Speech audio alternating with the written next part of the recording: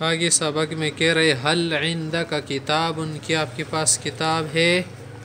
یا پر آخر میں سوالیہ نشان بھی لگا کوشچن مارک. حل اس کے لیے استعمال ہوتا حل عندک قلم، کیا آپ کے پاس پین ہے؟ قلم. حل عندک ورق، کیا آپ کے پاس صفحہ ورقہ پیپر ہے یا نہیں؟ نعم عندي ورق، میرے پاس پیپر ہے. حل عندک ساعۃ، کیا آپ کے پاس گھڑی ہے؟ وہی الفاظ جو ہم نے پہلے پڑھے تھے نا، دوہرا رہے. نعم عندي ساعۃ، میرے پاس گھڑی ہے. لا اگر نہ ہو تو پھر یہ کہ دو لا نہیں. یہ مختصر جواب یہ کہ دے لیس عندي ساعۃ، میرے پاس گھڑی نہیں ہے. حل عندک دراجۃ، کیا آپ کے پاس سائیکل ہے؟ نعم عندي دراجۃ، میرے پاس سائیکل. یہاں پر تو یہ نشان نہیں لیتا نا، غلطی سے لگے. حل عندک سیارہ، کیا آپ کے پاس کار ہے؟ لا لیس عندي سیارۃ، دونوں بھی کہہ سکتے ہیں. لا لیس عندي سیارہ، یا یہ کہہ دو کہ لیس عندي سیارہ، یا کہہ دو لا. حل عندک قلم، حل عندک طعام، کیا آپ کے پاس کھانا ہے؟ روٹی وغیرہ. لا لیس نعم عندي طعام، ہاں میرے پاس ہے کھانے کے لیے. حل عندک طعام کثیر، کیا آپ کے پاس زیادہ کھانا ہے؟ بسیار ہے. لا لیس عندي طعام کثیر، میرے پاس زیادہ نہیں ہے، صرف اپنے لیے ہے. عندي طعام قلیل، میرے پاس کم ہے، صرف اپنے لیے ہے.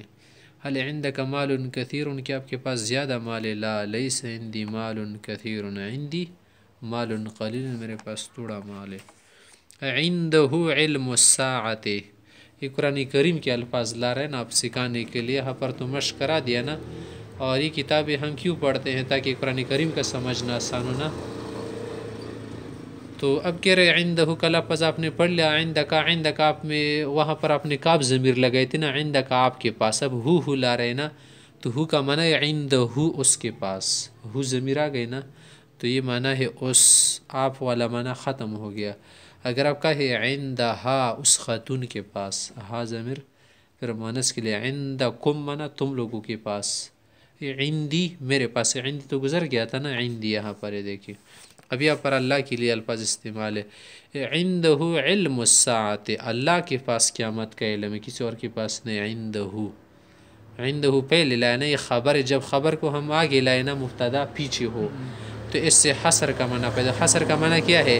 تو مطلب ہے کہ عندہ علم الغیب، صرف اللہ کے پاس قیامت کا علم ہے. تم اگر یہ ترجمہ کرو گے عندہ علم الساعۃ، اللہ کے پاس قیامت کا علم ہے، تو اس سے بات بھی ذہن میں آتی ہے کہ کسی اور کے پاس بھی شاید ہو سکتا ہے علم. نہیں نہیں، یہ معنی نہیں ہوگا اس کا. صرف اللہ کے پاس قیامت کا علم ہے، تو مطلب ہے کسی اور کے پاس نہیں. عندہ علم الکتاب، اللہ کے پاس کتاب کا علم ہے، لوح محفوظ کا. عندہ مفاتح الغیب، غیب کے خزانے، غیب کی چابیاں اللہ کے پاس. مفاتح مفتاح کی جمع ہے، مفتاح معنی چابی. اللہ کے پاس غیب کے خزانے ہیں. خزانے کا معنی ہم کیوں کرتے ہیں؟ کیونکہ جب چابی تمہارے پاس ہو تو صندوق بھی آپ کے قبضے میں آ جائے گا نا. خزانے. اب یہی سمجھا رہے کہ دیکھیں عندہ کا لفظ مطلق پاس کے معنی میں ہے. پاس یعنی یہ اس کے پاس ہے، میرے پاس ہے، تیرے پاس ہے. اب عندی لفظ ہم نے لگا، اس کے آخر میں ہم نے یا لگا دینا. یا متکلم اس کو کہتے ہیں، میرے معنی میں ہے. عندی معنی میرے پاس. اگر کاف آپ لگائے عندہ کا، تمہارے پاس. اگر ہو ضمیر لگائیں گے عندہ معنی اس کے پاس. بس آگے الفاظ دراجۃ سیارۃ، لا لیس دونوں کا ایک معنی ہے. اب آگے تمرین دے رہے، تمرین الدرس العاشر، 10ویں سبق کی تمرین. جیسے ہم کیا کرتے، پہلے سبق پڑھتے نا، لسن کے بعد ایکسرسائز مشق کرتے ہیں. یہاں پر بھی مشق کرانا چاہتے ہیں مصنف سے.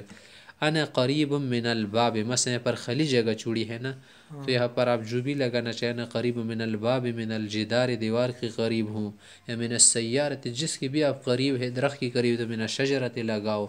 انا قریب من النافذۃ، میں کھڑکی کے قریب ہوں یا میں گھر کے قریب ہوں مثلا.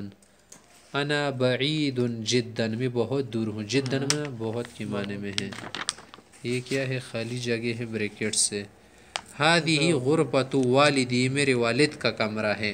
آگے آپ کے لیے جملہ خالی چھوڑا نا.